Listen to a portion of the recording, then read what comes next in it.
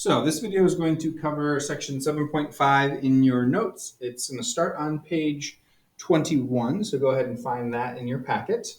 At the end of this video, I will go ahead and talk about kind of the rest of the trimester for the students in Algebra 1 at City High in 2025.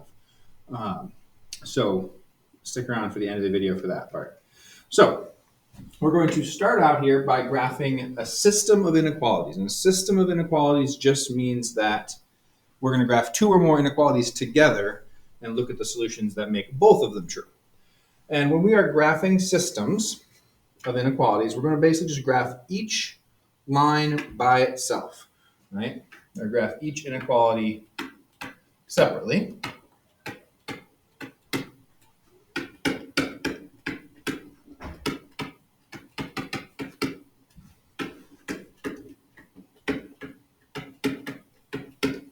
And then we're going to shade,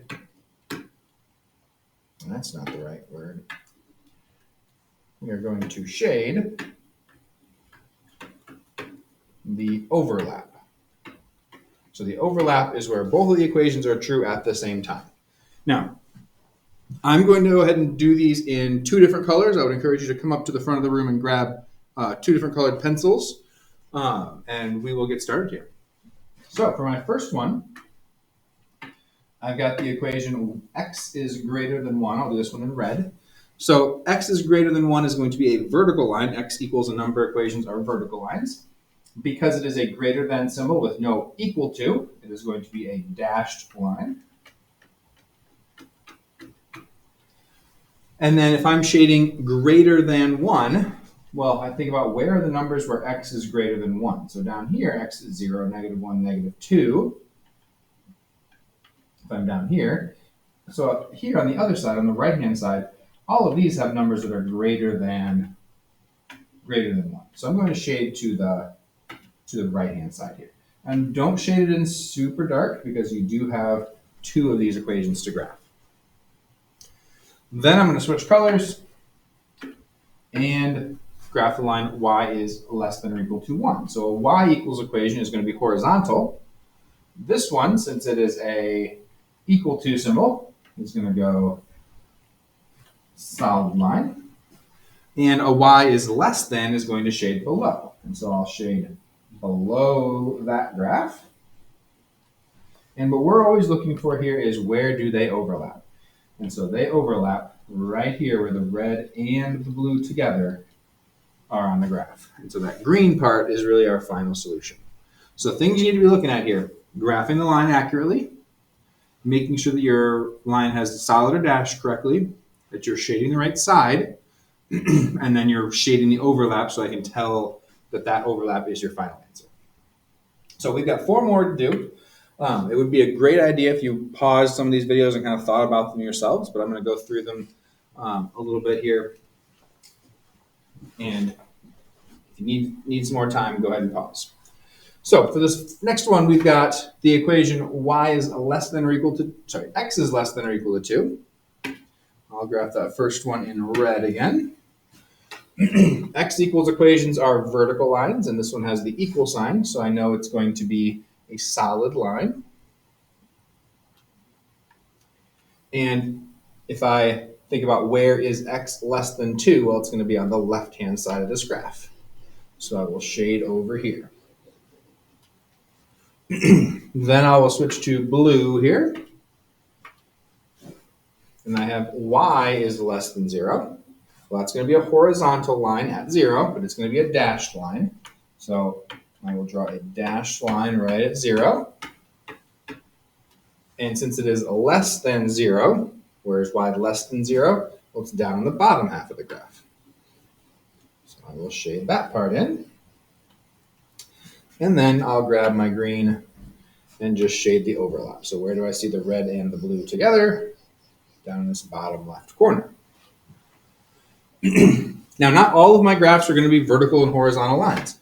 So this next one, you can see we've got an equation in slope-intercept form, y equals mx plus b. So I want you to take a second here and think about what is your slope and what is your y-intercept.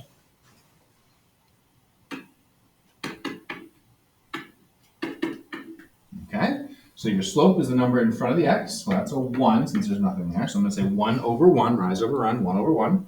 My y-intercept is the negative 2. And so I'll graph at negative 2 my y-intercept, and I'll do my rise and my run. You can draw those arrows if that helps you. And since it is a less than or equal to, I'm going to have a solid line because that equal to symbol. This is another place where since it's just y is less than, I know I can just take from my line and go straight down, and that's going to be the part of the graph I want to shade.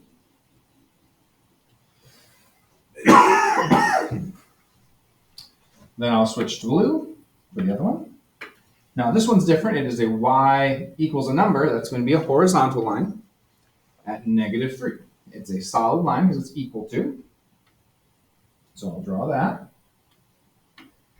And this one says greater than, so I know it's above that blue line. So I'll just shade everything there in blue. And you can see my piece that overlaps is right there.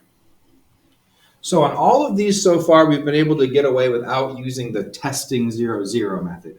If you see x is greater than, you know you're shading to the right. If you see x is less than, well, that's to the left. If you see y is greater than, you're going to shade up from the line. And if you see y is less than, you're going to shade down from the line. Now, that doesn't work 100% of the time when you see equations like this, because these don't say y is less than or x is greater than. These ones say something like, if you look at this first one, x plus y is greater than. So this is where we really need to test our 0, 0. And we're also going to need a different method to graph these lines. So this is not in slope-intercept form. This is where I want to use a little chart here. I'm going to make an xy chart. I'm going to say, okay, x is 0. Well, what is y? So I'm going to put a 0 for x when it says y is 2. Remember, when I'm graphing these, I'm thinking about them almost like an equal sign. Then I will go and I'll make the y 0 instead. So when y is 0, get rid of that. X is 2. So I have the points 2, 0, 2, and 2, 0. And it is just a greater than, no equal to, so I know I need a dashed line. And then to decide if we're going to shade above or below, I'm going to try 0, 0 in for x and y. So if I do 0 for x, 0 for y, my equation says 0 is greater than 2. Well, 0 is not greater than 2. That's false. So that means I am going to not shade the part where 0, 0 is. I don't want to shade that part. I'm going to shade the other part. And my last equation here on this one is going to be shading or graphing x is less than 1. So that is a vertical line, less than, not equal to, so I know I need dashed. And if it's less than 1 in the x direction, that means I'm shading to the left. So I'm going to shade over here, and I just have this teeny tiny overlap at the top here, right in between there and there. So I'm just going to shade that a little darker green so I can see it better. And then the last one, we've got 2 slanted lines here, but we've got one in slope-intercept form and one in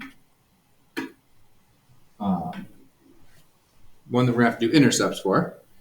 So if I look at this one, I'm thinking, what's my slope? What's my y-intercept?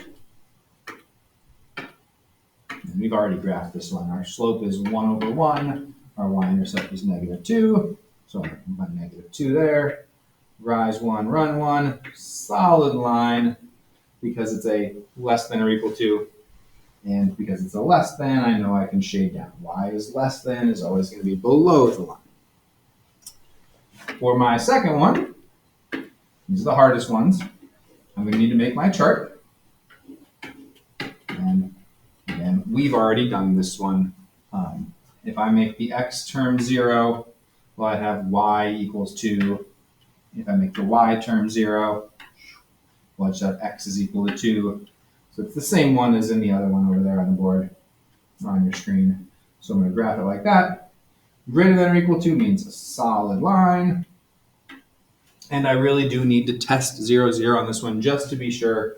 So if I plug in 0 for x, 0 for y, I get the equation 0 is greater than 2. That is false. So do not shade the part with 0, 0. Shade the other part.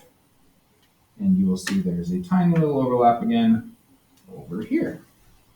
And so that is kind of the process of solving a system of inequalities on a graph. We're really just doing this visually. We're not going to do any actual algebra skills to find any numerical solutions. It's just on the graph. And so the last thing we got to mention here is kind of what you're going to be doing the rest of today and into tomorrow. Today, I want you really focusing on these first two sections here. Everybody's going to do this proficiency practice on page 22. Look back at your notes for examples. They're just like that. And then if you get done with those, we're working on the challenge problems on page 23. What those do is they just have more than two equations. So if you have three equations, graph all three and look for where do all three of them overlap. It's not much harder, just you got to be careful with all the extra stuff going on to stay organized. Maybe grab some extra colored pencils. Then kind of moving forward here, tomorrow and Friday is going to be your days if you want to work on retakes or makeups.